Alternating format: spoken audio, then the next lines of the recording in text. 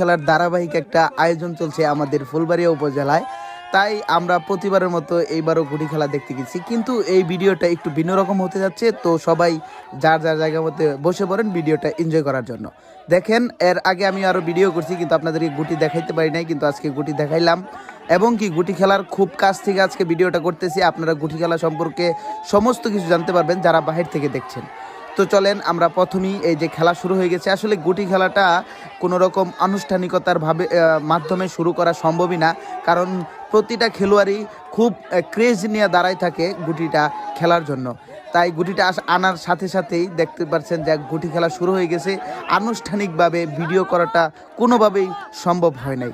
তো তারপরেও এখন ফার্স্ট টাইম, এখন মানুষ অনেক কম। আপনারা ভিডিওটা দেখতে থাকেন, লাস্ট পর্যন্ত দেখবেন কি পরিমাণ মানুষ এই খেলাতে অ্যাটেন্ড করে এবং কি দর্শকরা এই খেলাটা এনজয় করে।